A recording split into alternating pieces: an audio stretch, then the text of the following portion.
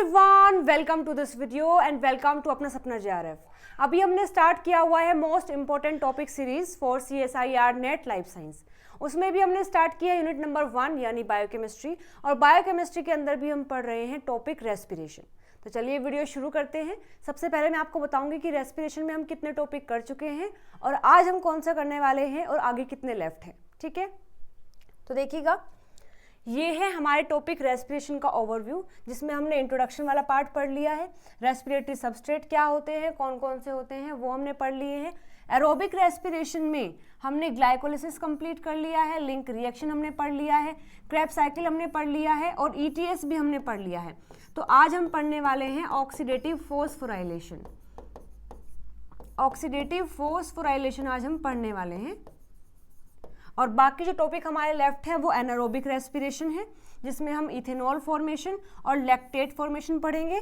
एक है metabolic fate of protein and fat और RQ। ये सब मैं एक वीडियो में कवर कर दूंगी। आज की वीडियो में हम पढ़ेंगे ऑक्सीडेटिव फोस्फोराइलेशन। ठीक है, तो चलिए वीडियो शुरू करते हैं, जानते हैं कि ऑक्सीडेटिव फोस्फोराइलेशन क्या है। तो आई होप आपने ये सारी वीडियोस देख ली होंगी, उसके बाद ये टॉपिक समझने में आपको काफ़ी आसानी रहने वाली है। ठीक है, तो देखिएगा, लास्ट के लेक्चर में हमने पढ़ा था कि ETC क्या होता है। ETC होता है इलेक्ट्रॉन ट्रांसपोर्ट चेन, और इसमें क्या होगा कि हमारी जो माइटोकॉन्ड्रिया की इनर मेम्ब्रेन होती है उसके अंदर कई सारे कॉम्प्लेक्स होते हैं जो इलेक्ट्रॉन को पंप करते हैं, इलेक्ट्रॉन को ट्रांसपोर्ट भी करते हैं, साथ साथ में प्रोटॉन को मैट्रिक्स से उठाकर यहाँ पर पंप करते हैं। तो ये सब हमने पढ़ा है ETC में।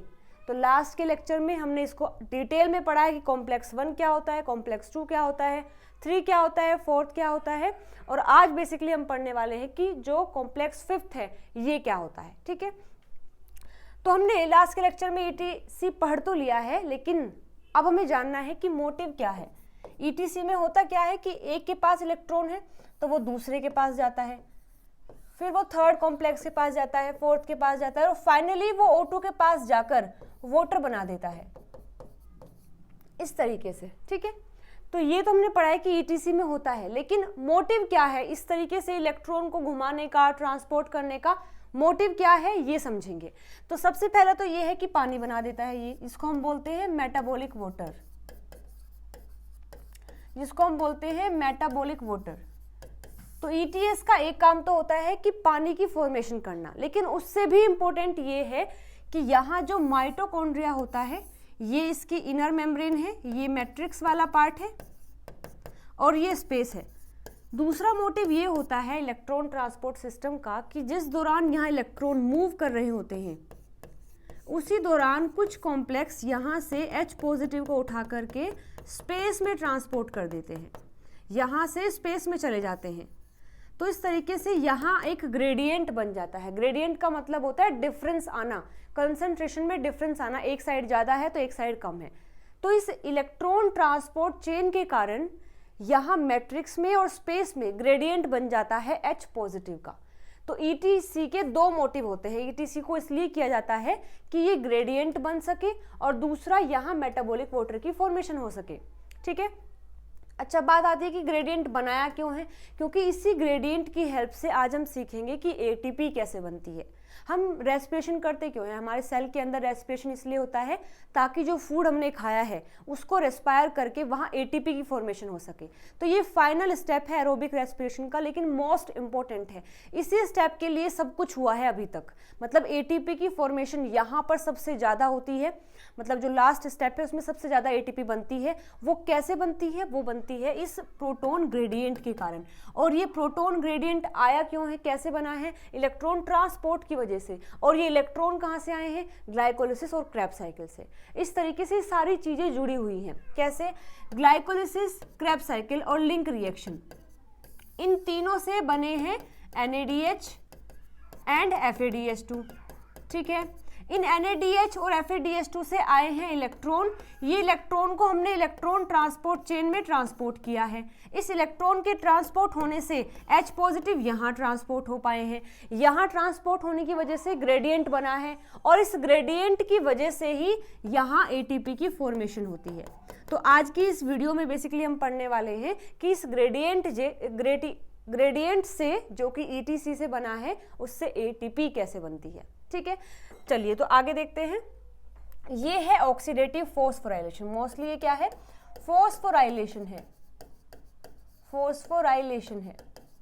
होता क्या है कि जैसे ही मैट्रिक्स से H पॉजिटिव यहाँ जाते हैं तो ग्रेडियंट बन जाता है। ये क्या है, स्पेस वाला पार्ट है, ये मैट्रिक्स वाला पार्ट है। तो जब यहाँ H पॉजिटिव ज़्यादा हो जाते हैं तो फिर उन H पॉजिटिव को ATP सिंथेज की हेल्प से फिर से मैट्रिक्स में लाया जाता है। जैसे ही स्पेस में H पॉजिटिव ज़्यादा हो जाते हैं उन H पॉजिटिव को फिर से मैट्रिक्स में लाया जाता है with the help of ATP synthase. और जब ये ग्रेडियंट ब्रेक होता है, जो ग्रेडियंट बना था ना अभी कि कहीं ज़्यादा है कहीं कम है, जब ये H पॉजिटिव यहाँ आना स्टार्ट करते हैं तो वो ग्रेडियंट ब्रेक डाउन हो जाता है, उससे एनर्जी निकलती है और उस एनर्जी का इस्तेमाल करके ही ADP को PI से जोड़ दिया जाता है और ATP की फॉर्मेशन होती है। इसी स्टेप को फॉस्फोराइलेशन बोलते हैं, इसी को हम डिटेल में पढ़ेंगे, ठीक है। ओके, तो ऑक्सीडेटिव फॉस्फोराइलेशन एक प्रोसेस है जिसमें ऑक्सीडेशन होता है, उसके बाद फिर इलेक्ट्रॉन ट्रांसपोर्ट चेन चलती है, उसके बाद होता है फॉस्फोराइलेशन, इन तीनों प्रोसेस को मिलाकर हम बोलते हैं ऑक्सीडेटिव फॉस्फोराइलेशन। सबसे पहले ऑक्सीडेशन होता है NADH एंड FADH2 का, इन दोनों का ऑक्सीडेशन होता है तो ये इलेक्ट्रॉन को डोनेट कर देते हैं। फिर वो इलेक्ट्रॉन जो डोनेट हुआ है वो ETC में मूव करके ट्रांसपोर्ट होता है और फाइनली ऑक्सीजन के पास जाता है। फिर इसके पास जाने से वहाँ H पॉजिटिव का ग्रेडियंट बनता है, उस ग्रेडियंट की हेल्प से होता है फॉस्फोराइलेशन, मतलब addition of phosphate into the ADP, जिससे बन जाता है ATP। आई होप यहाँ तक चीज़ें समझ आ गई हैं। और लास्ट लेक्चर में हमने ऑक्सीडेशन पढ़ लिया है, ETC पढ़ लिया है। आज हम पढ़ने वाले हैं फॉस्फोराइलेशन, ठीक है। चलिए आगे देखते हैं। ऑक्सीडेटिव फॉस्फोराइलेशन होता क्या है? Oxidative phosphorylation is a cellular process that harnesses the reduction of oxygen to generate high energy phosphate bond in the form of adenosine triphosphate। लिखा क्या है कि ऑक्सीडेटिव फोस्फोराइलेशन क्या है? Oxidative phosphorylation is a cellular process, मतलब जो cell के अंदर होती है, जो इस्तेमाल करती है reduction of the oxygen to generate the high energy phosphate bond in the form of adenosine triphosphate. मतलब कि रिडक्शन होता है ऑक्सीजन का, रिडक्शन का मतलब होता है गेन ऑफ इलेक्ट्रॉन। तो सबसे बाद में यानी कि लास्ट में जो इलेक्ट्रॉन है वो ऑक्सीजन को मिलता है। अब उसको ऑक्सीजन को मिलने के कारण वहां पर ग्रेडियंट बनता है और उस ग्रेडियंट से ही ATP की फॉर्मेशन होती है, ठीक है। तो ऑक्सीडेटिव फॉस्फोराइलेशन को कंप्लीट पढ़ने के लिए हम पहले पढ़ेंगे इलेक्ट्रोकेमिकल प्रोटॉन ग्रेडियंट हम पढ़ेंगे, फिर हम पढ़ेंगे कीमियोस्मोसिस क्या होता है, फिर हम पढ़ेंगे ATP सिंथेज या फिर कॉम्प्लेक्स फिफ्थ या फिर F0 F1 पार्टिकल क्या होता है, और लास्ट में हम पढ़ेंगे ATP सिंथेसिस। तो ATP सिंथेसिस पढ़ने के लिए आपको इन तीनों के बारे में अच्छे से पता होना चाहिए। First electrochemical proton gradient, second chemiosmosis, third ATP synthase क्या होता है या फिर कॉम्प्लेक्स फिफ्थ भी बोलते हैं इसको, और इसको F0 F1 पार्टिकल भी बोलते हैं। और फाइनली हम बात करेंगे कि ATP सिंथेसिस होती कैसे है, ठीक है। चलिए मूव करते हैं to the electrochemical proton gradient. ये क्या होता है? जैसे कि नाम से इंडिकेशन है, इलेक्ट्रोकेमिकल प्रोटॉन ग्रेडियंट मतलब इलेक्ट्रो और केमिकल, मतलब कुछ इलेक्ट्रिसिटी से संबंधित है और कुछ केमिकल से संबंधित है। तो ये जो इलेक्ट्रोकेमिकल प्रोटॉन ग्रेडियंट है ये किससे बनता है? Electric gradient plus chemical gradient. देखो मैं आपको बता चुकी हूँ ग्रेडियंट का मतलब क्या होता है, डिफरेंस आना। वो किसी भी चीज़ का डिफरेंस आ सकता है, मतलब ऐसा हो सकता है कि एक साइड H पॉजिटिव ज़्यादा है एक साइड कम है, तो वो हो जाएगा प्रोटॉन का ग्रेडियंट। अगर एक साइड पॉजिटिव है एक साइड नेगेटिव है तो वो हो जाता है इलेक्ट्रिक ग्रेडियंट, ठीक है। तो जो इलेक्ट्रोकेमिकल प्रोटॉन ग्रेडियंट होता है ये दो पार्ट से मिलकर बना है, electric gradient plus chemical gradient. और ये जो इलेक्ट्रिकल ग्रेडियंट है इसको हम वोल्टेज ग्रेडियंट भी बोलते हैं, और केमिकल जो ग्रेडियंट इसमें बनता है उसको हम प्रोटॉन या फिर H पॉजिटिव pH ग्रेडियंट भी बोलते हैं, ठीक है। तो ये जो इलेक्ट्रिक ग्रेडियंट है ये बनता है पॉजिटिव और नेगेटिव चार्ज के कारण, और ये जो pH ग्रेडियंट है ये बनता है H पॉजिटिव की कंसंट्रेशन के कारण, ठीक है। एक बार फिर से रिकॉल कर लेते हैं, इलेक्ट्रोकेमिकल प्रोटॉन ग्रेडियंट क्या होता है? और ये कैसे बनता है? ये बनता है ETC के कारण। जो ETC होता है इलेक्ट्रॉन ट्रांसपोर्ट चेन, इसके कारण ये ग्रेडियंट बनता है। और ये ग्रेडियंट फर्दर दो ग्रेडियंट से मिलकर बना है। First one is electrical gradient, the second is chemical gradient. जो इलेक्ट्रिकल ग्रेडियंट है वो बनता है ड्यू टू H मतलब ड्यू टू पॉजिटिव और नेगेटिव चार्ज, और जो pH ग्रेडियंट है ये बनता है due to H positive concentration. ठीक है, कैसे बनता है चलिए मैं आपको ये बता देती हूँ। हमारे पास ये इस तरीके से इलेक्ट्रॉन ट्रांसपोर्ट चेन चलेगी, मतलब ये है इनर मेम्ब्रेन, यहाँ स्पेस है, और ये है आउटर मेम्ब्रेन, ये है आउटर मेम्ब्रेन। ठीक है, ये इनर मेम्ब्रेन है, ये आउटर मेम्ब्रेन है, ये इंटर मेम्ब्रेन स्पेस है, और ये मैट्रिक्स है, ये मैट्रिक्स है। तो देखिए होता क्या है कि जब यहाँ कॉम्प्लेक्स 1 है, ये कॉम्प्लेक्स 3 है, और ये कॉम्प्लेक्स 4 है, और यहाँ होता है कॉम्प्लेक्स 2। तो जब इलेक्ट्रॉन यहाँ से यहाँ ट्रांसफ़र होते हैं, या फिर यहाँ से यहाँ ट्रांसफ़र होते हैं, यहाँ से यहाँ ट्रांसफ़र होते हैं, इस दौरान ये फर्स्ट वाला भी H पॉजिटिव यहाँ से यहाँ ट्रांसपोर्ट कर देता है। कितने? 4 H पॉजिटिव यहाँ से यहाँ ट्रांसपोर्ट होते हैं। ऐसे थर्ड वाला भी 4 H पॉजिटिव को यहाँ ट्रांसपोर्ट करता है। ऐसे जो फोर्थ वाला है ये 2 H पॉजिटिव को यहाँ ट्रांसपोर्ट करता है। और ये इतने H पॉजिटिव कैसे ट्रांसपोर्ट होते हैं? With the help of 2 electron. मतलब जब यहाँ 2 इलेक्ट्रॉन का ट्रांसपोर्ट चल रहा होता है उस दौरान 10 H पॉजिटिव मैट्रिक्स से यहाँ आ जाते हैं। तो इस तरीके से जब ये बार बार रन होगा तो यहाँ पर ग्रेडियंट बन जाएगा। मतलब यहाँ H पॉजिटिव आ जाएंगे, H पॉजिटिव आ जाएंगे, और यहाँ H पॉजिटिव कम हो जाएंगे। ठीक है, तो ये बनाएगा केमिकल ग्रेडियंट, मतलब pH ग्रेडियंट, या फिर H पॉजिटिव ग्रेडियंट, या फिर प्रोटॉन ग्रेडियंट। ये सब एक ही नाम है। pH ग्रेडियंट है, प्रोटॉन ग्रेडियंट है, केमिकल ग्रेडियंट है। ठीक है, ये क्या होगा कि यहाँ H पॉजिटिव ज़्यादा हो जाएंगे, यहाँ H पॉजिटिव कम हो जाएंगे। और हमें पता है कि pH के रिगार्ड में अगर हम बात करते हैं तो ये इन्वर्सली प्रोपोर्शनल होता है to the H positive concentration. मतलब अगर H पॉजिटिव ज़्यादा है तो pH कम होगा। तो यहाँ पर pH कम हो जाता है और यहाँ pH हो जाता है ज़्यादा, क्योंकि यहाँ H पॉजिटिव कम तो pH ज़्यादा, यहाँ H पॉजिटिव ज़्यादा तो यहाँ pH कम। इस तरीके से pH का बन जाता है ग्रेडियंट, क्योंकि यहाँ ज़्यादा हो गया है, यहाँ कम हो गया है, या फिर यहाँ मतलब H पॉजिटिव कम है, यहाँ H पॉजिटिव ज़्यादा है। तो ये तो बना है केमिकल ग्रेडियंट। अब इसी के कारण बनता है इलेक्ट्रिकल ग्रेडियंट। कैसे? यहाँ अगर पॉजिटिव ज़्यादा है, मतलब यहाँ पॉजिटिव चार्ज ज़्यादा है, H पॉजिटिव मतलब पॉजिटिव चार्ज ज़्यादा है, और यहाँ पर पॉजिटिव चार्ज कम है, मतलब यहाँ नेगेटिव ज़्यादा हो जाएगा। यहाँ H पॉजिटिव ज़्यादा है, उसके कंपैरिजन में यहाँ H पॉजिटिव कम है, तो इस तरीके से यहाँ H पॉजिटिव, यहाँ नेगेटिव नेगेटिव, तो ये पॉजिटिव और नेगेटिव का ग्रेडियंट बन जाता है। मतलब यहाँ पॉजिटिव ज़्यादा है, यहाँ पॉजिटिव कम है, तो यहाँ नेगेटिव ज़्यादा है, यहाँ पॉजिटिव ज़्यादा है तो यहाँ नेगेटिव कम है। इस तरीके से यहाँ ग्रेडियंट बन जाता है, जिसको बोलते हैं हम इलेक्ट्रिकल ग्रेडियंट। इलेक्ट्रिकल ग्रेडियंट ये काफ़ी इंपॉर्टेंट है फॉर द ATP सिंथेसिस। ठीक है, तो इलेक्ट्रॉन ट्रांसपोर्ट चेन के कारण स्पेस में और मैट्रिक्स के दौरान ग्रेडियंट बन जाते हैं दो, एक pH ग्रेडियंट और दूसरा है इलेक्ट्रोकेमिकल ग्रेडियंट। ठीक है, चलिए तो यहीं पर मैं आपको बता भी देती हूँ कि जो इलेक्ट्रोकेमिकल ग्रेडियंट है ये होता क्या है। The electrochemical proton gradient is a difference between the hydrogen ion concentration across the membrane producing a concentration gradient and an electrical potential gradient. These gradient together store potential energy in the cell which is available for the work. इस gradient के कारण वहाँ पर जो potential energy है वो store हो जाती है, और फिर इस पोटेंशियल एनर्जी का यूज़ करके हम कुछ भी काम कर सकते हैं सेल के अंदर। तो अगर यही इलेक्ट्रोकेमिकल ग्रेडियंट माइटोकॉन्ड्रिया में बनता है तो उस एनर्जी को जो बनती है पोटेंशियल एनर्जी, उसको हम इस्तेमाल करते हैं for the formation of ATP। ठीक है, the electrochemical proton gradient is also known as the proton motive force. इसको हम PMF भी बोलते हैं। The PMF is a form of potential energy that consist of charge and the chemical components. These components derive ATP production, और इसके वजह से ही ATP की फॉर्मेशन होती है।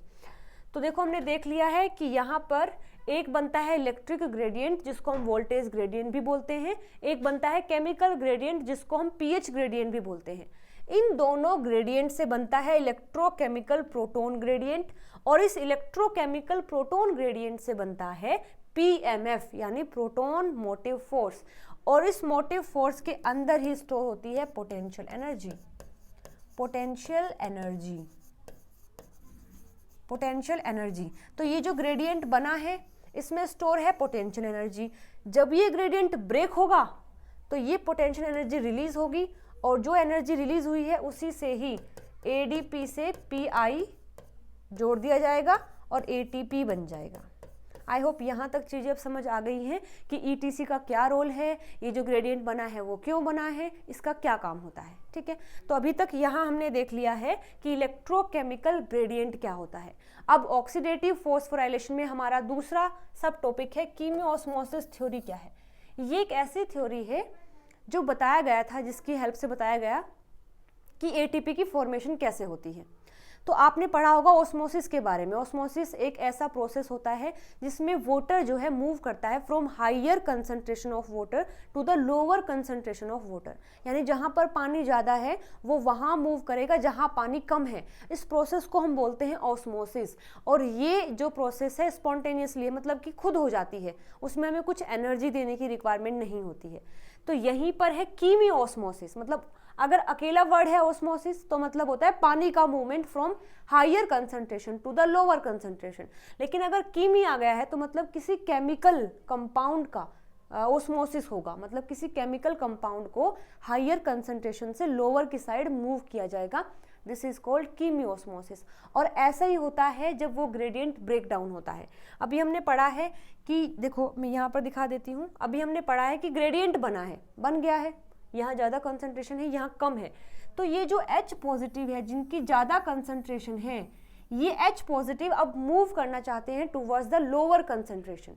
यहाँ हायर है, यहाँ लोअर है, तो ये यहाँ से यहाँ मूव करना चाहते हैं, और जब ये यहाँ से यहाँ मूव करते हैं, इसी प्रोसेस को बोलते हैं कीमियोस्मोसिस।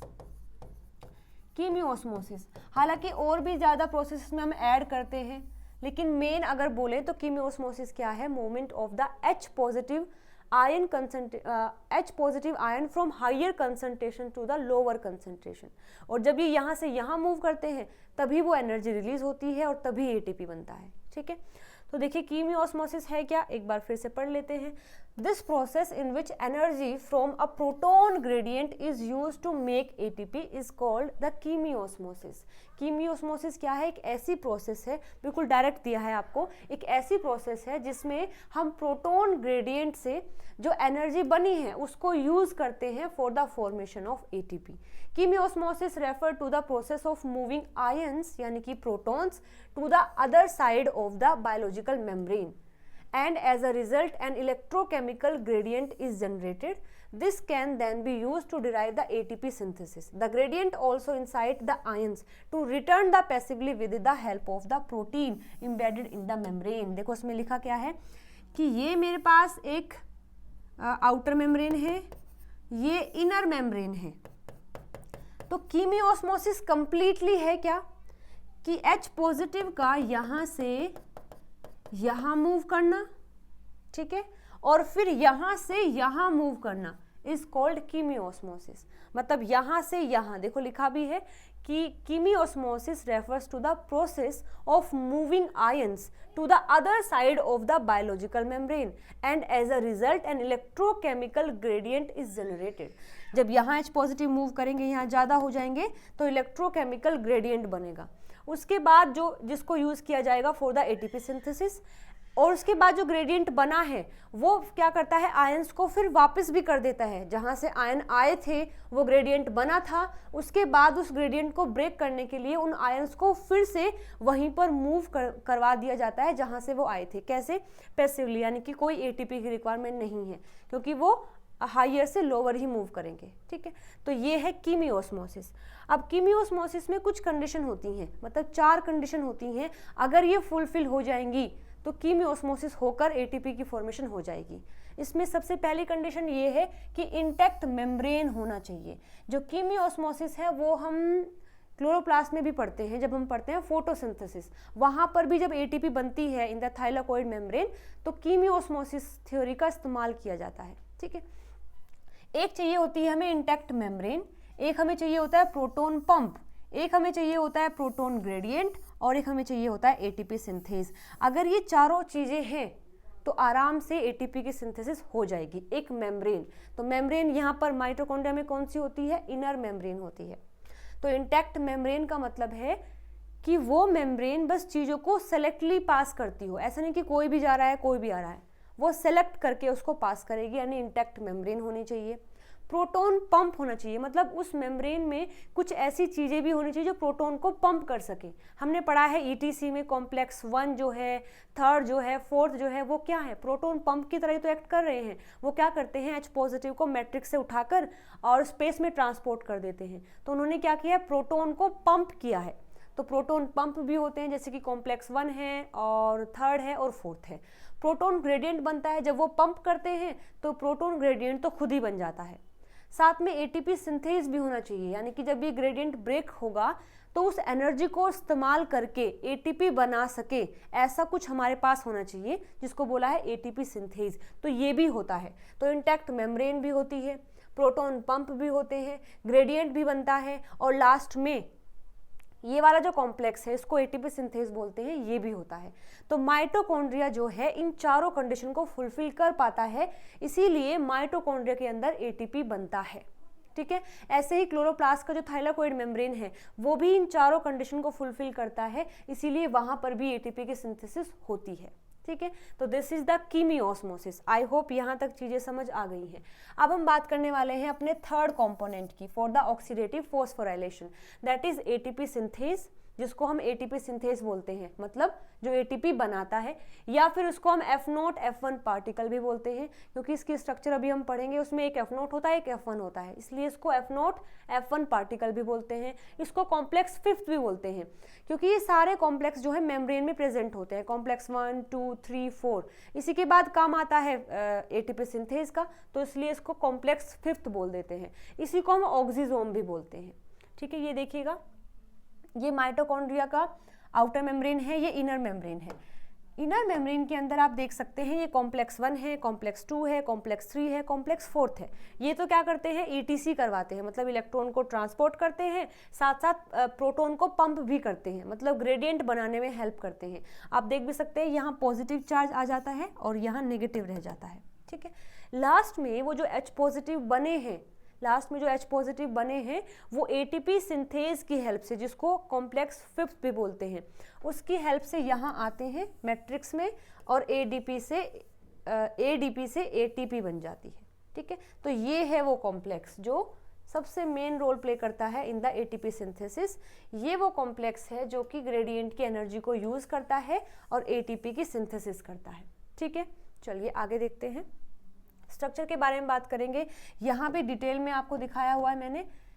ये है आउटर मेम्ब्रेन, आउटर मेम्ब्रेन में होते हैं पोरिन्स, जिनसे चीज़ें मूव करती हैं। ये है इनर मेम्ब्रेन। हमने कई बार पढ़ा है कि माइटोकॉन्ड्रिया की जो इनर मेम्ब्रेन होती है वो इनफोल्डिंग्स में प्रेजेंट होती है।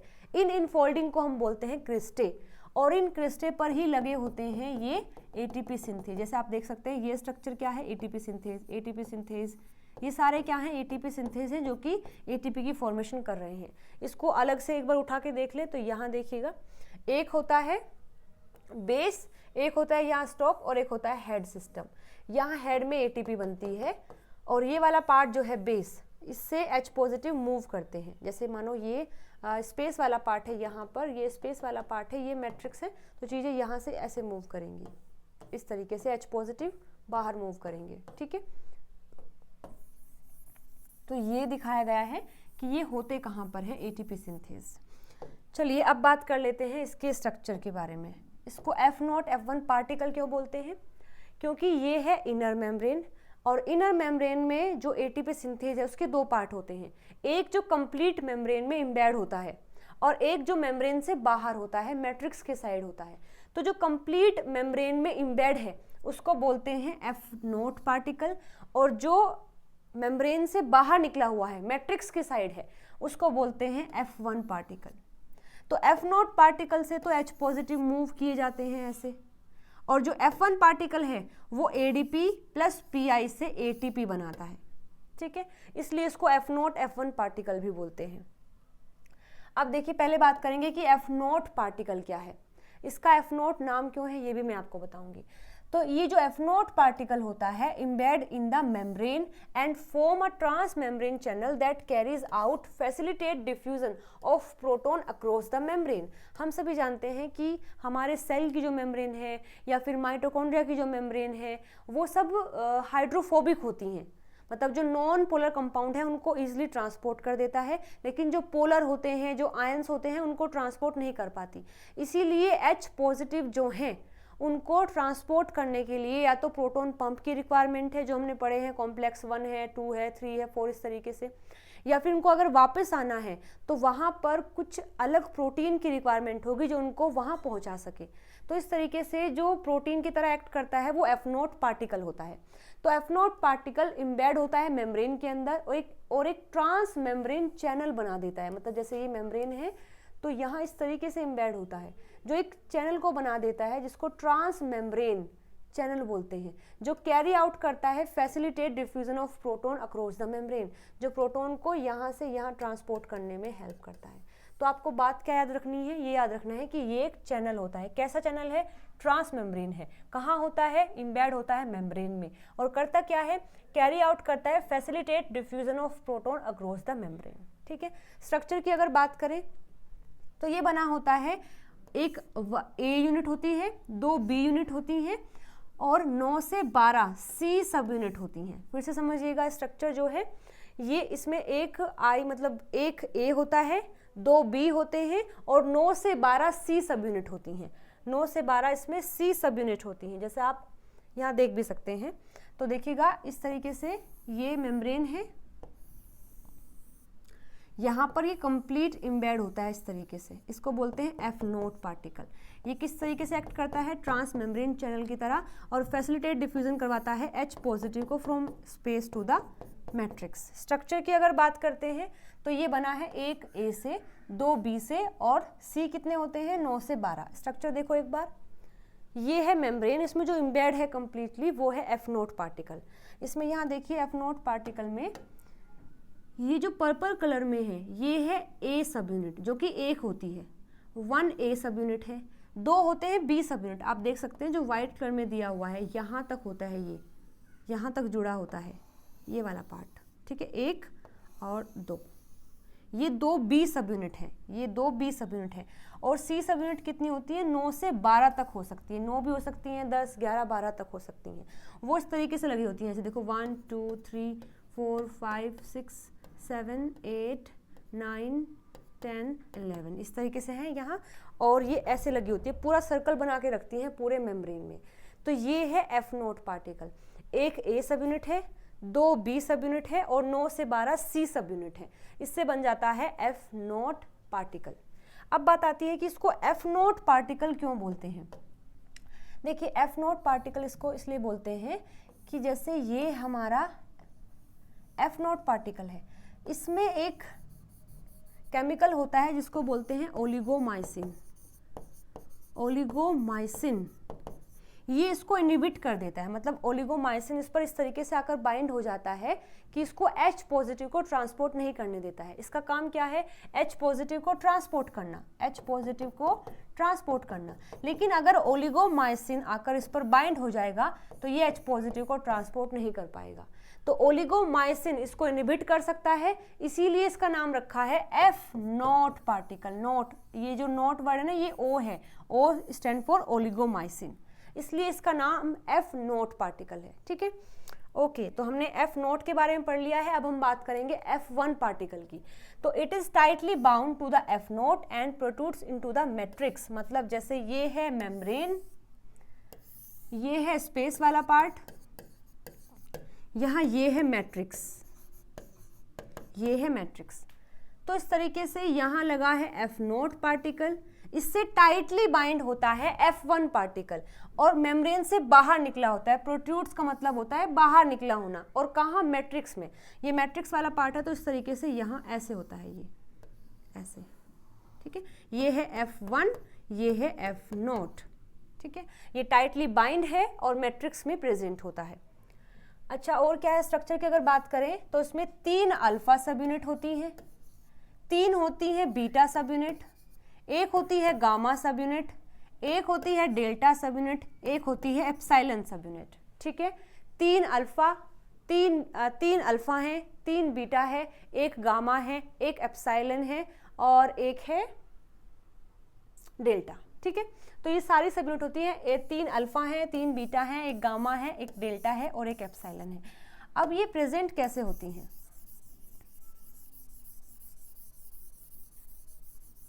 ये सारे प्रेजेंट कैसे होते हैं वो मैं आपको बता देती हूँ। 3 अल्फा सब यूनिट अल्टरनेट फॉर्म में होती है बीटा के साथ में। बीटा वो साइट है जो एटीपी को सिंथेसाइज करता है।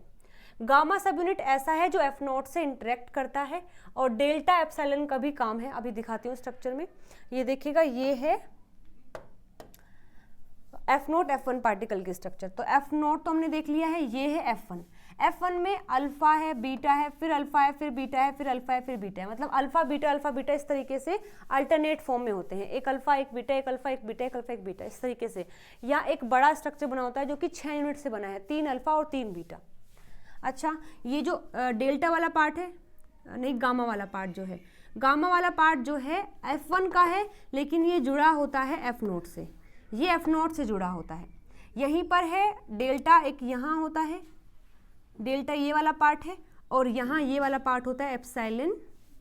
ठीक है, ये गामा पार्ट है, ये एप्सिलॉन है, ये डेल्टा है, ये अल्फा बीटा, इस तरीके से। तो ये बन जाता है पूरा F1 स्ट्रक्चर। आई होप यहाँ तक चीज़ें समझ आ गई हैं कि F1 पार्टिकल में 3 होते हैं अल्फा, 3 होते हैं बीटा, एक होता है गामा जो F1 को F नोट से कनेक्ट करता है, एक होता है यहाँ एप्सिलॉन जो इससे अटैच होता है, और यहाँ होता है डेल्टा। ये पूरी स्ट्रक्चर है F नोट F1 पार्टिकल की, जिसमें ये F नोट है और ये F1 है। ठीक है, ओके। अब देखते हैं कि एटीपी सिंथेसिस होती कैसे है। एटीपी सिंथेस जो अभी हमने पढ़ा है उसमें 2 सब यूनिट हैं, F1 और F नोट। इसमें एक होता है मूविंग यूनिट जो मूव करते हैं, रोटेट करते हैं, एक होता है स्टेशनरी यूनिट जो स्टेट मतलब पूरा जैसा है ऐसा ही रहता है। जो एटीपी सिंथेस है उसमें 2 यूनिट होती हैं, एक मूविंग यूनिट है जिसको रोटर बोलते हैं, एक स्टेशनरी यूनिट है जिसको स्टेटर बोलते हैं। तो इसमें जो हमने पढ़ा है जो एफ नोट का जो C9 और C12 वाला पार्ट है ये रोटेट करता है, और F1 का जो गामा और एप्सिलॉन वाला पार्ट है ये मूव करता है। मतलब F1 का गामा एप्सिलॉन मूव करता है और F नोट का जो C सब यूनिट है वो मूव करते हैं। रहता कौन है ऐसे जैसे एज इट इज़ है। उसमें जो F नोट है उसका जो A है और बीटा मतलब B2 है, A और B2 है वो रोटेट नहीं करते हैं। साथ में अल्फा 3, बीटा 3 और डेल्टा ये भी मूव नहीं करते हैं, और ये F1 के पार्ट है। ठीक है, F1 और F नोट हमने अलग अलग से पढ़ा है। उन्हीं में ही कुछ ऐसे होते हैं जो रोटेट करते हैं जिनको रोटर बोलते हैं, कुछ ऐसे जो रोटेट नहीं करते हैं उनको स्टेटर बोलते हैं। रोटर कौन कौन सा है? F1 का गामा एप्सिलॉन, F नोट का C सब यूनिट, और स्टेटर कौन है? F नोट का A और B, और F1 का अल्फा बीटा और डेल्टा। ठीक है, ओके। अभी बात करते हैं कि ये पूरा स्ट्रक्चर हमने देख लिया है, एक बार फिर से बता देती हूँ, काफ़ी अच्छे तरीके से इस डायग्राम में दिया हुआ है। देखिए, ये वाला पार्ट जो है दिस वन, ये होता है A पार्ट, और ये कैसा है? स्टेटर है, मतलब सेम ऐसे ही रहेगा। और यही एक ऐसा पार्ट है जहाँ से H पॉजिटिव मूव करते हैं, मतलब A सब यूनिट वो है जहाँ से H पॉजिटिव मूव करते हैं। और जब ये H पॉजिटिव यहाँ से मूव करते हैं उस दौरान ये जो C सब यूनिट है, ये जो C सब यूनिट है ये रोटेट करना स्टार्ट कर देती है, रोटेट करती हैं। मतलब जब ये ग्रेडियंट ब्रेक हो रहा होता है, जब H पॉजिटिव यहाँ से यहाँ मूव कर रहे होते हैं, जो एनर्जी रिलीज होती है वो एनर्जी इस जो C सब यूनिट है उसको रोटेट करती है। जब ये रोटेट होता है तो यहाँ पर जो ये वाला पार्ट है, गामा वाला पार्ट है, ये भी रोटेट करता है। और जब ये रोटेट करता है तो ये यहाँ पर जो बीटा और अल्फा पार्ट है इनका कॉन्फ़िगरेशन जो है, कन्फर्मेशन जो है वो चेंज हो जाती है, जिससे एटीपी का सिंथेसिस होता है। ठीक है, तो देखिएगा ये है A, ये 2 हैं B2, ये C सब यूनिट है, ये तो हो गया F नोट का। अब ये जो B2 है ये जुड़ा है डेल्टा से F1 के साथ में, alpha beta alpha beta alpha beta ऐसे होता है। ठीक है, तो आई होप यहाँ तक चीज़ें समझ आ गई हैं। ये पार्ट है हेड, ये है बेस और ये है स्टॉक, जो मैंने आपको बताया था ऑक्सीजोम के स्ट्रक्चर में। ये बेस वाला पार्ट है, ये स्टॉक है और यहाँ पर ये है हेड वाला पोर्शन। तो कंप्लीट अभी हमने पढ़ लिया है एटीपी सिंथेज के बारे में।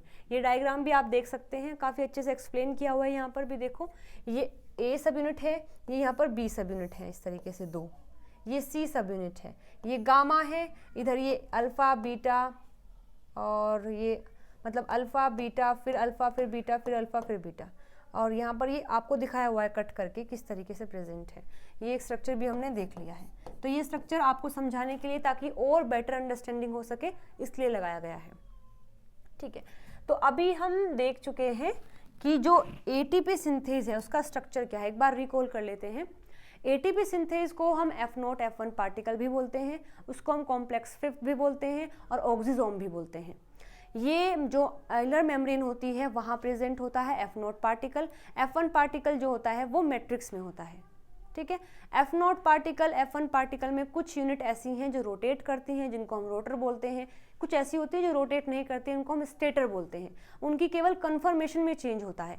जो एग्जैक्टली रोटेट करते हैं वो रोटर हैं, और उनके रोटेशन की वजह से जिनकी कन्फर्मेशन में चेंज आता है, मतलब वो रहते तो वहीं पर हैं लेकिन उनकी कन्फर्मेशन में चेंज आता है, उनको स्टेटर बोलते हैं। ठीक है, अभी देखो आगे, F0 F1 particle alone can not make ATP. मतलब ऐसा नहीं है कि अगर केवल F0 है तो वो एटीपी नहीं बना सकता, अगर केवल F1 है तो वो एटीपी नहीं बना सकता, क्योंकि प्रोटॉन को ट्रांसपोर्ट करता है F0 और एटीपी बनाता है F1।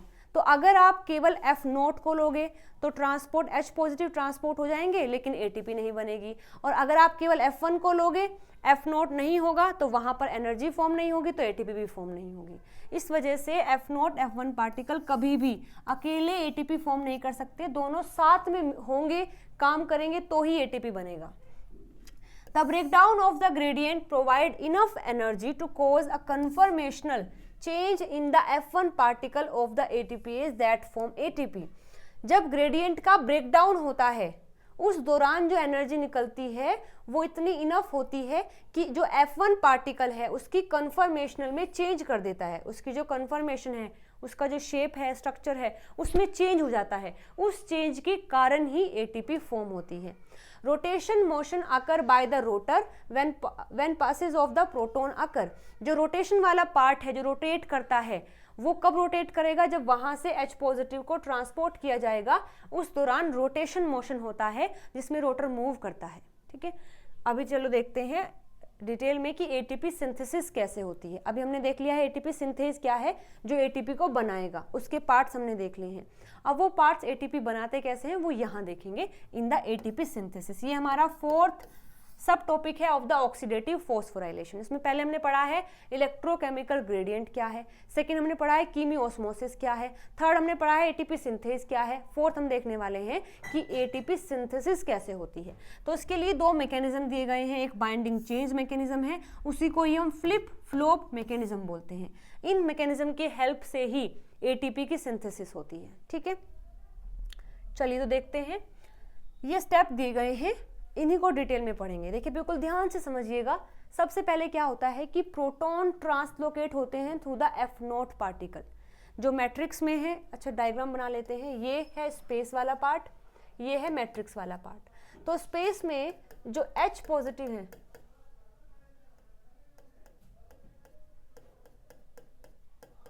जो स्पेस में H पॉजिटिव है, जब वो F0 से पास होते हैं, यहाँ F0 से पास हो रहे हैं, तो सबसे पहले प्रोटॉन जो है ट्रांसलोकेट होते हैं थ्रू द F0 पार्टिकल। जैसे वो ट्रांसलोकेट होते हैं, मतलब यहाँ से यहाँ आते हैं, power generate due to the breakdown of the electrochemical gradient. जो ग्रेडियंट बना हुआ था उनके यहाँ मूव करने से वो ब्रेक होता है, ब्रेक होने से पावर जनरेट होती है, यानी एनर्जी बनती है। रोटेट गामा सब unit of the F1 ATPase। मतलब जो ये पावर जनरेट हुई है, ये पावर जनरेट जो हुई है, ये पावर हेल्प करती है F1 का जो गामा सब यूनिट है उसको रोटेट करने में। साथ साथ जो C सब यूनिट है ऑफ F0, F0 का C सब यूनिट मूव करता है, रोटेट करता है उस एनर्जी के कारण। उसकी रोटेशन से जो F1 का गामा सब यूनिट है वो भी रोटेट करता है। और जब ये गामा सब यूनिट रोटेट करता है leading to the change in the conformation of the F1 beta subunit. मतलब जो F1 पार्टिकल है उसकी जो बीटा सब यूनिट है जहां एटीपी सिंथेसिस होती है उसकी कन्फर्मेशन में चेंज होता है। याद रखना ये मूव नहीं करता है, मूव ये करते हैं, इनके मूवमेंट के कारण इसकी कन्फर्मेशन में चेंज होता है और जब इसकी कन्फर्मेशन में चेंज होता है तब बनता है एटीपी।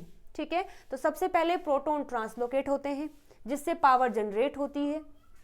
उस पावर की हेल्प से जो F0 का C सब यूनिट है और F1 का जो गामा सब यूनिट है ये रोटेट करते हैं। इस रोटेशन की वजह से जो बीटा सब यूनिट है F0 का उसकी कन्फर्मेशन में चेंज होता है। इसकी कन्फर्मेशन में चेंज होने के कारण ही ATP फॉर्म होता है।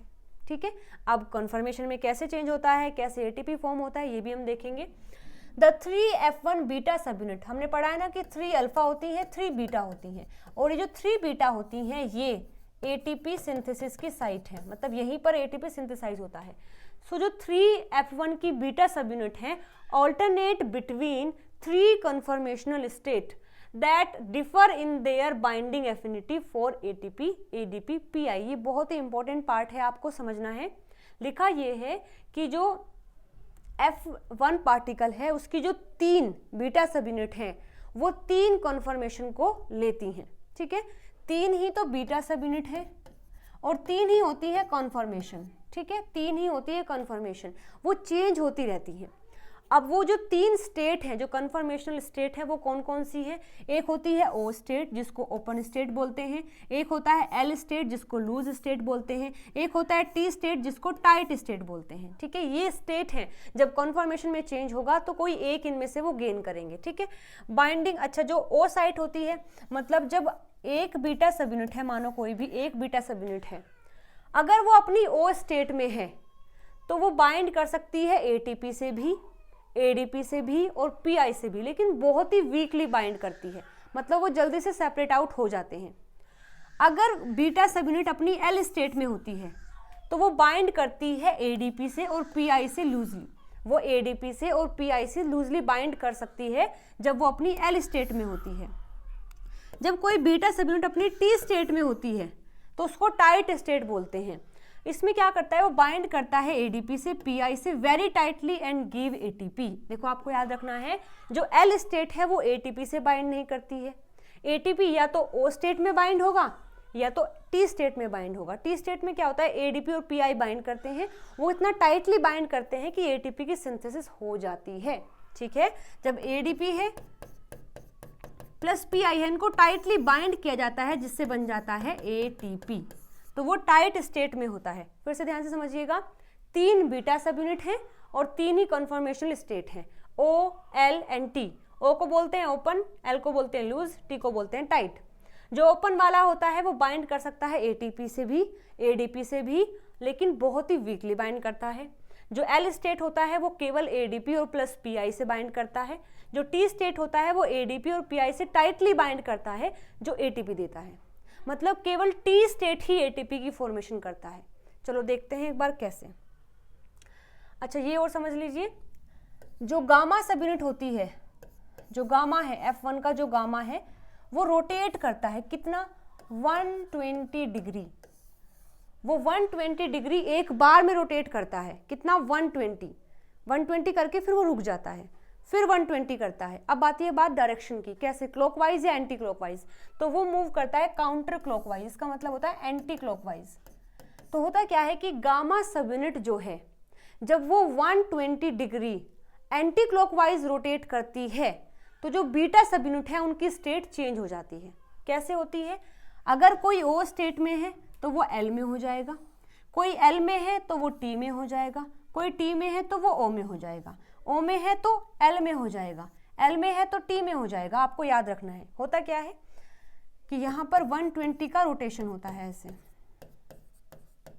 ठीक है, तो होता क्या है कि यहाँ पर जो O है, जो O सब यूनिट है 120 डिग्री का जैसे ही रोटेशन होता है तो O कन्वर्ट हो जाता है L में। आपको याद रखना है O L में होता है, L T में होता है, फिर T O में होता है, O फिर L में होता है, फिर T में होता है, फिर O में होता है। कब होता है, जब अल्फा सब यूनिट 120 डिग्री से रोटेट करता है एंटी क्लॉकवाइज डायरेक्शन में। ओके, चलो एक बार डायग्राम की हेल्प से देख लेते हैं। ये एक डायग्राम है, बस आपको 3 बातें याद रखनी है। एक ये है कि O कन्वर्ट होता है L में, L कन्वर्ट होता है T में, T कन्वर्ट होता है O में। 3 स्टेट होती है O L T। O में बाइंड करता है ATP से ADP से लूजली, मतलब बहुत ही वीकली। L स्टेट में बाइंड होता है ADP plus PI। T state में बाइंड होता है ADP PI और वो ATP देता है। तो देखो यहाँ से समझिएगा, देखो ये मेरे पास बीटा सब यूनिट है, एक ये बीटा सब यूनिट है, एक ये बीटा है और एक ये बीटा है। फिलहाल ये वाला बीटा जो है अपना T स्टेट में है, ये वाला बीटा अपना L स्टेट में है, ये वाला बीटा अपना O स्टेट में है। समझ आ गया? ये हमने स्ट्रक्चर ली है, ये T स्टेट में है, ये L में है, ये O में है। तो यहाँ जो बीटा T स्टेट में है उसने ADP प्लस PI को पहले लिया होगा और टाइटली बाइंड करके ATP बना दी है। तो मतलब वो बीटा जो अभी T फॉर्म में है उसने ATP बना दिया है। जो L फॉर्म में है उसने ADP प्लस PI से बाइंड कर लिया। देखो हमने लिखा है ना कि L स्टेट में वो ADP और PI से बाइंड करता है, तो यहाँ पर इसने ADP प्लस PI से बाइंड कर रखा है लेकिन लूजली। O स्टेट अभी खाली है, उस पर किसी चीज़ की बाइंडिंग नहीं है। ठीक है, अब जैसे ही गामा, ये है गामा सब यूनिट, ये रोटेट करता है एंटी क्लॉकवाइज इस तरीके से होगा। तो जब ये ऐसे मूव करेगा 120 से, तो 120 डिग्री में रोटेशन हुआ है गामा का। तो देखो जो मतलब जैसे ये ऐसे रोटेशन होगा तो L जो है वो T में कन्वर्ट हो जाएगा। देखो ये जो L है वो T में कन्वर्ट हो जाएगा, T यहाँ पर है, L यहाँ पर है। जैसे ये ऐसे रोटेट करेगा तो L वाला पार्ट यहाँ चला जाएगा, O वाला यहाँ आ जाएगा, T वाला यहाँ आ जाएगा। तो देखो T वाला यहाँ आ गया है, ये L वाला यहाँ चला गया है, O वाला ऊपर चला गया है। मतलब ऐसे था, अब ये ऐसे हो गया है, तो रेड वाला यहाँ, ग्रीन वाला यहाँ और येलो वाला यहाँ।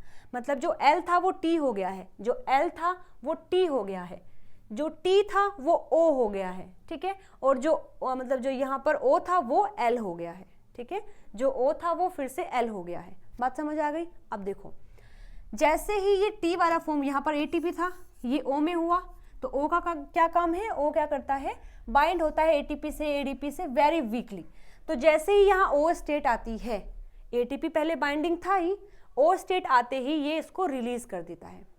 ठीक है, क्योंकि जो चीज़ें यहाँ प्रेजेंट है ना, ATP और ADP, वो तो एज इट इज़ ऐसे ही प्रेजेंट होंगी, बस स्टेट चेंज होती है। तो यहाँ ऑलरेडी ATP था, लेकिन जैसे हमने रोटेट किया तो जो O स्टेट थी वो यहाँ, मतलब जो T वाली फॉर्म थी वो O में कन्वर्ट हो गई, जो T वाली फॉर्म थी वो O में कन्वर्ट हो गई। अब जब वो O में कन्वर्ट हुई है तो वो क्या करती है? ATP को रिलीज कर देती है। और जो L वाली फॉर्म थी वो कन्वर्ट हुई है T वाली फॉर्म में, और T क्या करता है? ATP की फॉर्मेशन करता है। तो ये ADP प्लस PI ATP बन जाती है। ठीक है, और ये जो L स्टेट है इसमें फिर से कोई ADP प्लस PI आकर जुड़ जाता है। अब जैसे ही गामा फिर से रोटेट करता है तो इनकी कन्फर्मेशन जो है चेंज हो जाती है। जैसे ही गामा सब यूनिट फिर से रोटेट करता है तो इनकी कन्फर्मेशन फिर से चेंज हो जाती है। O वाला जो है ये L बन जाता है, जो T है वो O बन जाता है, जो L है वो T बन जाता है। एक बात मैं आपको और यहाँ क्लियर कर देती हूँ, जैसे ही रोटेशन होता है तो रोटेशन केवल और केवल गामा सब यूनिट का होता है। केवल गामा सब यूनिट जो है ये रोटेट करता है। ये जो स्टेट है ना T L O, ये मूव नहीं कर रही हैं, बस ये चेंज हो रही हैं। जैसे पहले T ऐसे था, जैसे गामा ने रोटेट किया तो T फॉर्म, मतलब यहीं पर रहेगा, T फॉर्म O में कन्वर्ट हो जाएगा। मतलब जैसे ये इस तरीके से है, अभी ऐसे है ये, अब ये ऐसे ना होकर ऐसे हो जाएगा। बस इसने ऐसा नहीं हुआ कि ये येलो वाला यहाँ आ गया है, बस हुआ क्या है, इसी की स्टेट में चेंज हो गया है। आई होप चीज़ें समझ आ गई हैं। मैं फिर से बता देती हूँ, रोटेशन जो है केवल गामा का होता है, केवल ये रोटेट करता है। इसकी रोटेशन की वजह से इनकी कन्फर्मेशन में चेंज आ जाता है, ये रोटेट नहीं होते हैं। होता क्या है कि T फॉर्म है वो O में कन्वर्ट हो जाती है, L वाली जो है वो T में कन्वर्ट हो जाती है, O वाली जो है वो L में कन्वर्ट हो जाती है। ठीक है, अब जैसे ही रोटेशन हुआ तो T वाली फॉर्म O में कन्वर्ट हो गई है। अब जब ये O में कन्वर्ट हुई है तो ये ATP को रिलीज कर देती है। ये जो L वाली फॉर्म है ये T में कन्वर्ट हुई है तो ये ATP बना देती है। O वाली फॉर्म L में कन्वर्ट हो गई है तो ये ADP प्लस PI से बाइंड कर लेती है। अब जब ये गामा सब यूनिट फिर से रोटेट करता है, जब ये गामा सब यूनिट फिर से रोटेट करता है, तो ये जो O वाली फॉर्म थी, मतलब जो कुछ इस तरीके से थी ऐसे, अब ये ऐसे हो जाती है, ऐसे, ठीक है। अभी आप देख रहे होंगे शायद डिफरेंस। जो T स्टेट है वो तो ऐसे है, ऐसे टाइटली बाइंड करता है। जो O स्टेट है वो ऐसे है, और जो L स्टेट है वो ऐसे है। बस इनकी कन्फर्मेशन में चेंज होता है, ठीक है। अब जैसे ये रोटेशन हुआ तो O वाली फॉर्म जो है L में कन्वर्ट हो गई, T वाली फॉर्म O में कन्वर्ट हो गई। जैसे ये O में कन्वर्ट हुई तो उसने ATP को यहाँ से रिलीज कर दिया। L वाले फॉर्म जैसे T में कन्वर्ट हुई तो उसने ATP बना दिया, और O वाला फॉर्म जैसे L में कन्वर्ट हुआ तो ये ADP प्लस PI से बाइंड करेगा। इस तरीके से एनर्जी फॉर्म होती है। आई होप मैं आपको अच्छे से समझा पाई हूँ। अगर आपको ये समझ आया है, कन्फ्यूज़न नहीं हुआ है, तो आप मुझे कमेंट करके ज़रूर बताना कि हाँ आपने हमें समझा दिया, हमें समझ आ गया है। अगर नहीं भी समझ आया है तो आप इस वाले पार्ट को फिर से एक बार बैक करके देख लें। 1 से 2 बार आप देख लेंगे तो मुझे पूरा यकीन है कि आप इस टॉपिक को समझ लेंगे। बिल्कुल भी हार्ड नहीं है, बहुत ही आसान सा है। बस आपको याद ये रखना है कि यहाँ पर केवल गामा मूव करता है, इनकी केवल कन्फर्मेशन में चेंज होता है, ये मूव नहीं कर रहे हैं। ऐसा नहीं कि T पहले यहाँ था तो ये मूव करके यहाँ आ गया, या फिर L यहाँ था तो मूव करके ये यहाँ आ गया, नहीं, ये तो मूव ही नहीं करते। अभी हमने पढ़ा है ना कि ये तो स्टेटर होते हैं, बस इनकी कन्फर्मेशन में चेंज हो जाता है। ये जैसे L ऐसे है, ये बस यहाँ से T बन जाता है ऐसे, ये जैसे अभी ये ऐसे है तो ये ऐसे हो जाता है, ये ऐसे है तो ये ऐसे हो जाता है, ये ऐसे है तो ये ऐसे हो जाता है। बस इनकी कन्फर्मेशन में चेंज होता है, मूव तो केवल गामा सब यूनिट करता है। अभी भी अगर नहीं समझ आया तो उसको फिर से एक बार बैक करके 2 से 3 बार देख लेंगे तो समझ आ जाएगा। और समझ आ जाता है तो मुझे कमेंट करके ज़रूर बताना, क्योंकि कोई भी ऐसा टॉपिक होता है जिसको समझाने में मुझे एफर्ट्स लगते हैं तो मुझे ये डाउट भी रहता है कि न जाने में समझा पाई हूँ या नहीं। तो आप इस डाउट को हटा सकते हैं, मुझे कॉमेंट करके बता सकते हैं कि हाँ समझ आ गया है, ठीक है। ओके, तो ऐसे बनता है ATP। अब चीज़ें हमने सीख ली हैं, हमने देख लिया है कि ATP सिंथेसिस कैसे होती है। जैसे देखो यहाँ पर, अच्छा एक चीज़ मुझे और बतानी थी, ठीक है ठीक है ठीक है, हाँ ठीक है। तो ये हमने देख लिया ATP सिंथेसिस। अब देखो बात करते हैं कि एक ATP की फॉर्मेशन में, एक ATP की फॉर्मेशन में कितने H पॉजिटिव को हमें मूव करना पड़ेगा। जैसे मतलब ये हमारे पास इनर मेम्ब्रेन है, ये F0 है, ये F1 है। तो F1 क्या कर रहा है, F1 की जो बीटा सब यूनिट है वो भी कौन सी, T वाली है। अब आप बता सकते हैं ना T वाली कौन सी है जो एक्चुअल में ATP बनाता है। तो यहाँ पर जो ADP है ये कन्वर्ट होता है ATP में, ये कन्वर्ट होता है ATP में। तो मतलब ADP से ATP बनाने के लिए मुझे कितने H पॉजिटिव यहाँ से ट्रांसपोर्ट करने पड़ेंगे, कितने H पॉजिटिव, क्या 1 2 3 4 10, कितने, 4 H पॉजिटिव को यहाँ से यहाँ मूव करना पड़ता है। और 4 पॉजिटिव जब यहाँ से यहाँ मूव करते हैं, जितनी एनर्जी फॉर्म होती है उस एनर्जी से एक ADP से एक ATP बनता है। मतलब एक ATP बनाने के लिए मुझे 4 H पॉजिटिव की रिक्वायरमेंट होगी, एक ATP बनाने के लिए मुझे 4 H पॉजिटिव की रिक्वायरमेंट होगी, ठीक है। अब देखते हैं इस डायग्राम को। इस डायग्राम में देखो, जब NADH का ऑक्सीडेशन होता है, जब NADH का ऑक्सीडेशन होता है तो 2 इलेक्ट्रॉन ट्रांसपोर्ट करते हैं, और जब वो 2 इलेक्ट्रॉन फाइनली ऑक्सीजन के पास जाते हैं उस दौरान यहाँ 4 H पॉजिटिव यहाँ, 4 H पॉजिटिव यहाँ और 2 H पॉजिटिव ये ट्रांसपोर्ट कर देते हैं। मतलब NADPH के 2 इलेक्ट्रॉन 10 H पॉजिटिव को ट्रांसपोर्ट करते हैं, और FADH2 के 2 इलेक्ट्रॉन 4 ये और 2 ये 6 H पॉजिटिव को मूव कराते हैं, ठीक है। तो अभी हमने देखा कि NADH जो है एक बार 4 पॉजिटिव, एक बार 4 पॉजिटिव और एक बार 2 पॉजिटिव को ट्रांसपोर्ट करता है। जो FADH2 है ये 4 H पॉजिटिव और 2 H पॉजिटिव को मूव करता है।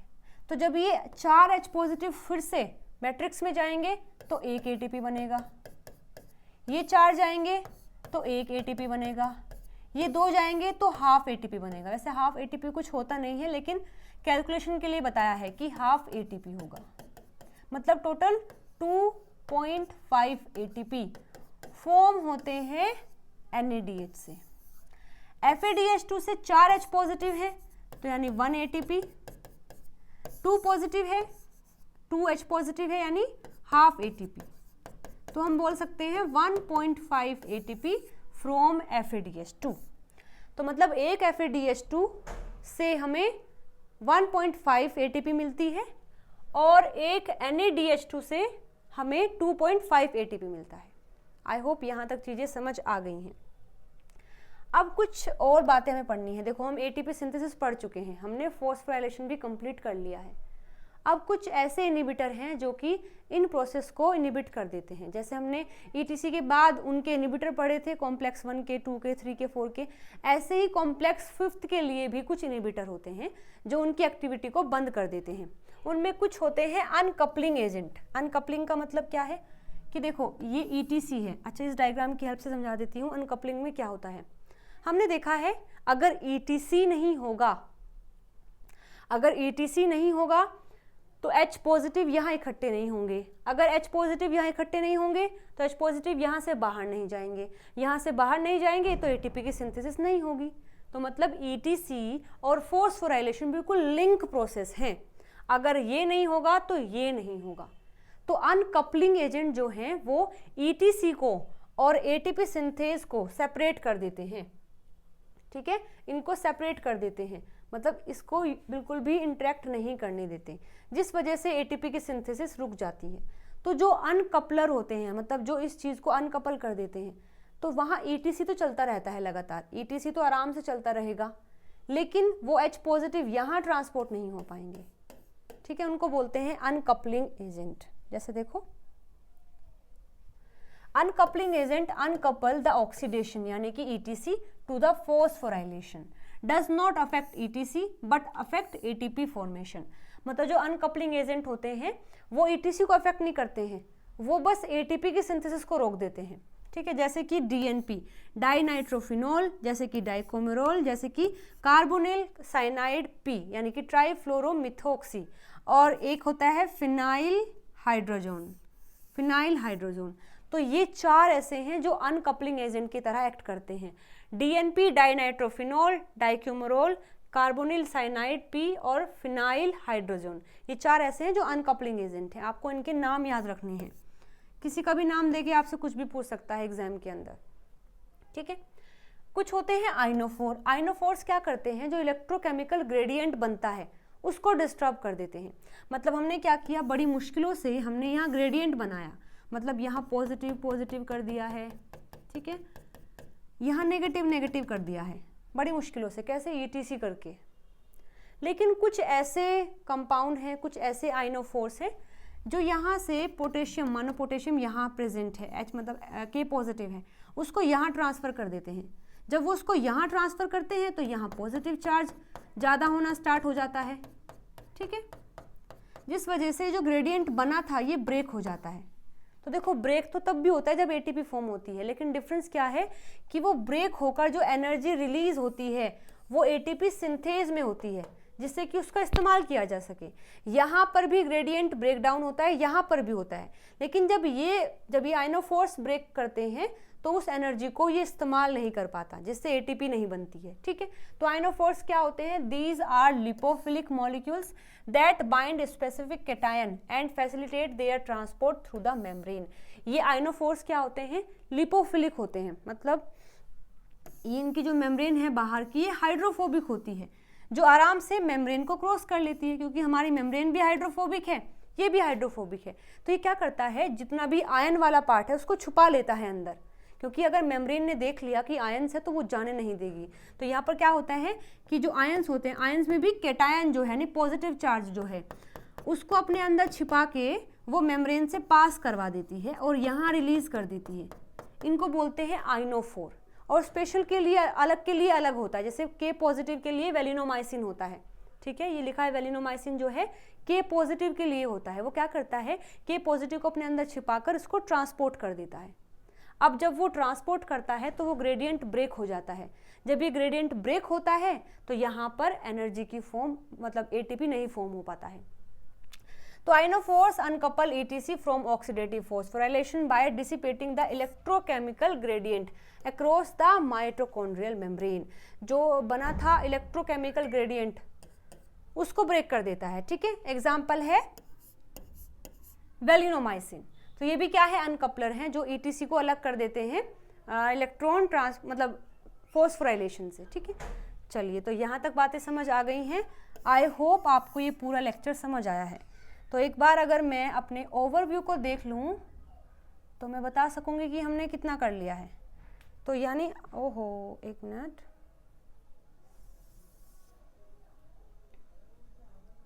हाँ ये देखिए, तो आज हमने अपना एरोबिक रेस्पिरेशन कंप्लीट कर लिया है। ऑक्सीडेटिव फॉस्फोराइलेशन मतलब कंप्लीट हमने पढ़ लिया है। अब केवल एक लेक्चर और बाकी है। उस एक लेक्चर में मैं आपको anaerobic respiration, metabolic fate of protein and fat और रेस्पिरेटरी क्वोशंट और एक पास्चर इफेक्ट है, एक वर्बर इफेक्ट है, वो सब मैं आपको एक ही वीडियो में बता दूंगी। ठीक है, तो आई होप यहाँ जो आज की वीडियो हमने करी है वो आपको सारी समझ आ गई है। मैं तो ये उम्मीद करती हूँ कि आपने अच्छे से समझ लिया है। अगर आया है तो मुझे कमेंट करके ज़रूर बताना। ठीक है, चलिए मिलते हैं अगली वीडियो में नए टॉपिक के साथ में। Till then bye bye, take care.